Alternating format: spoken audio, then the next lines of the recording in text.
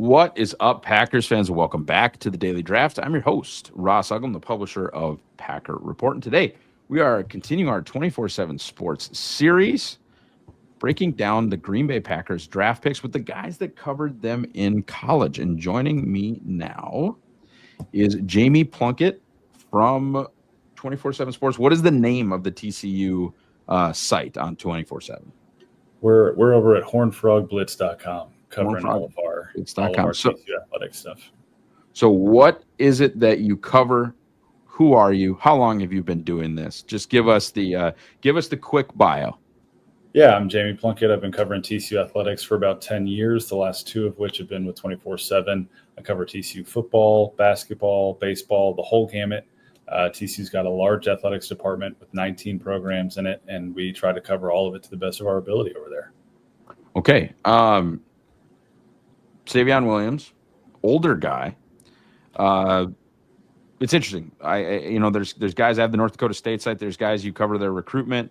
Then they take a COVID year, and it's like, I've known you for a decade somehow. And then there are some guys in today where it's the portal, and it's like, oh, I didn't actually ever request an interview with him. He played here 1 season, and he doesn't even know my name. And those are right. You can have both of those experiences. Savion, a true TCU guy, 5 years with the Frogs. What was your relationship like with him? How often did you interact? What was your kind of level of familiarity with Savion Williams?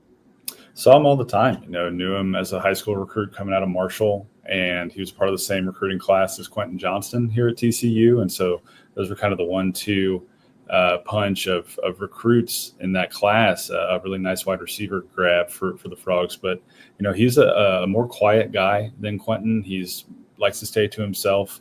But we got him quite frequently. I mean, we got him almost every week for his entire career as far as media availability was concerned. He was always happy to talk, always happy to chat with folks. Really good, down-to-earth personality.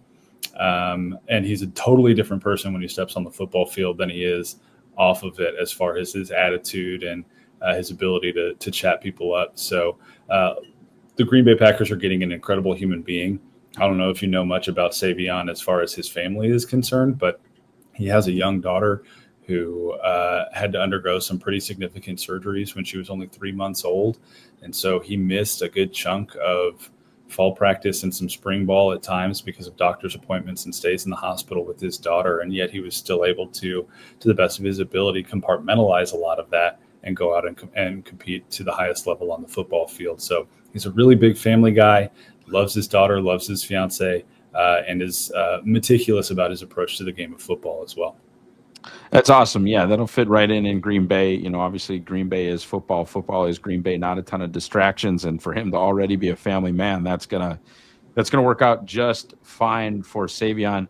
What are they getting in terms of a football player? A lot of talk about Cordero Patterson, the larger, because you think of a gadget player and some folks have pegged him as kind of a gadget player, which has positive and negative connotations.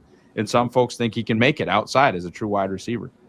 But yeah, what are your kind of takes on that? Because most gadget guys, you're thinking like 5'9", 180, scat back, water bug, like whatever kind of. And that is not Savion Williams at any stretch. No, it's not. He's big. He's 6'2", 220, right? He's got the physicality to be an outside receiver. He's got the speed to be an outside receiver as well in the NFL, but he does have some of the ability to move inside into the slot. Obviously, last year as a senior, TCU used him as a running back quite a bit just because there was a little bit of a deficit in that room for most of the season.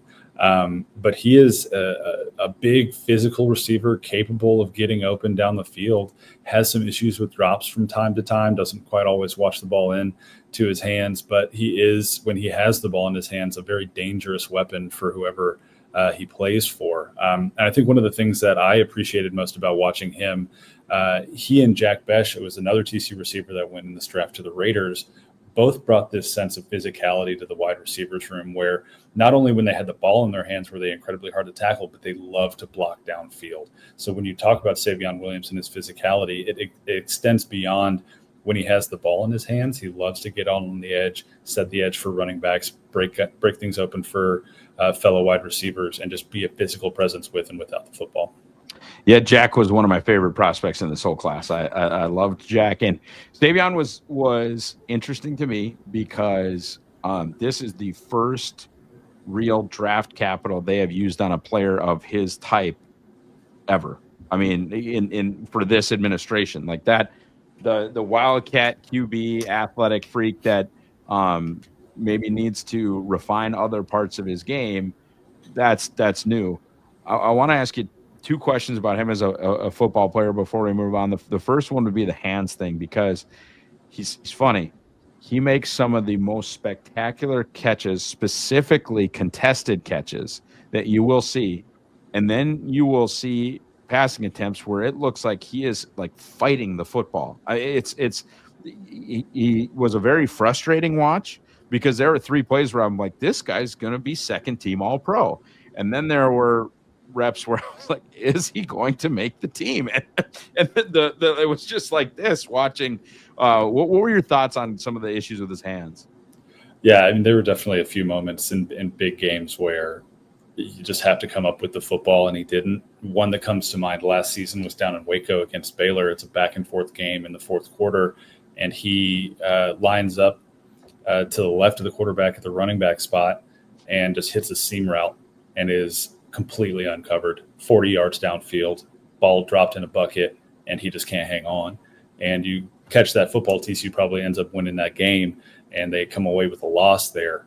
But like you said, there are other moments where he goes up and he's got 2 people around him and he comes down with the football. So, yeah, that inconsistency is a little bit frustrating from time to time. But knowing his work ethic and knowing what he's gone through that has caused him to miss some time off the field, I think when he is focused and when he is fully committed and doesn't have some of those same issues, he's going to get that problem resolved. I mentioned Quentin Johnson off the top, and that's another TCU receiver that had some drop issues that have cropped up from time to time with the Chargers now. And when he's at his best, he's one of the best, and when he's not, he's not. And so it's one of those things where I think as time will help work some of that out, and focus will help work some of that out. But it is something to be concerned about.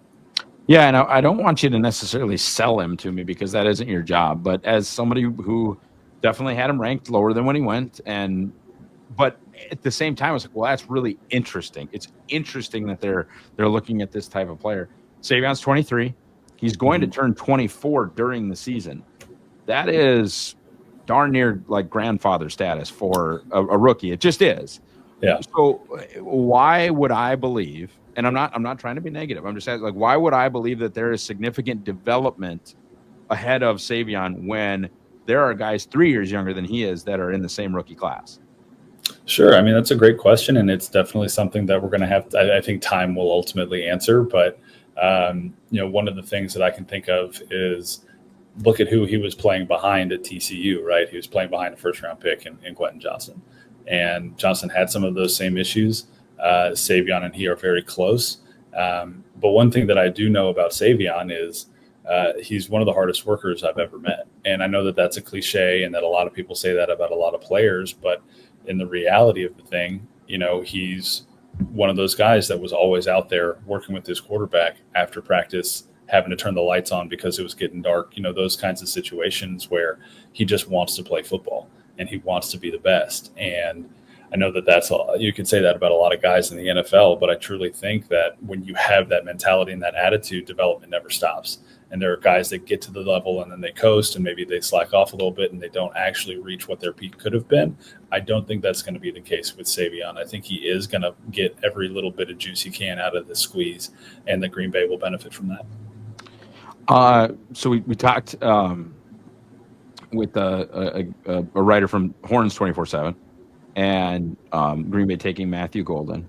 And one thing that you will get when you listen to any podcast surrounding the Golden pick is some real serious Quinn Ewers slander, and how much better Matthew Golden could have been had balls been out in front of him, balls been more catchable, the times when he's open, he didn't get the ball. You never know the design of the play, but just like a better quarterback performance would have been better for Matthew Golden's productivity.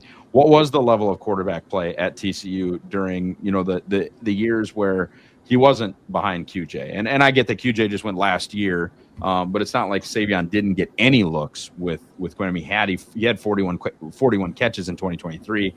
He had 29 receptions in 2022. So he was a part of what they were doing. But what was the level of quarterback play, and could, I wouldn't call it all pro level just yet from Jordan Love, but I think he's a Pro Bowl caliber quarterback. What could a Pro Bowl caliber quarterback mean for Savion, and what was the level of QB play at TCU? Starting with TCU's quarterback Josh Hoover, I think he's one of the better quarterbacks in the Big 12, arguably top 15, top 20 quarterback in college football. Okay. I think his biggest issue has been timing. He's got the arm strength, he's got the accuracy, but as a younger guy, I mean, he's still only going into his sophomore season. He's got a little bit of timing that he's still got to work on, especially in the offense that TCU runs, where it is really timing dependent. And so there were moments where the ball wasn't quite out on time and Savion would have to adjust and make a play. He did that pretty well. Yeah. But I'd say the biggest challenge to Savion has just been depth in the room for his entirety here, even this year with, Jack Besh, JP Richardson, some of these other guys that were getting looks and targets in the passing game as well. There's only one football to go around. And yeah, obviously Savion's a huge part of that. And one of the reasons they moved him to running back was to make sure that he got the touches that he needed to get, even if they weren't going to come in the passing game. And so you look at him as a runner this year and what he was able to do. I think he averaged over 6 yards a carry as a guy who had not really played running back at all. You can see kind of the athleticism and the dynamic nature of his game just when you get the football in his hands. And so TCU's adjustment in that area helped the offense because they got another kid on the field in Eric McAllister, who's their number one receiver this year, and probably an NFL prospect next season.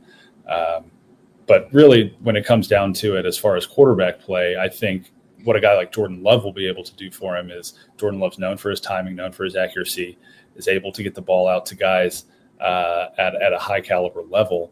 And when the ball is in the area, Savion's going to at least get a hand on it. And most of the time he's going to bring it in. There are some of those issues with drops, but if he's not having to, stop and on a crossing route and come back or twist his body around to make a catch, he's most likely going to get that thing in stride and he's going to go a long way.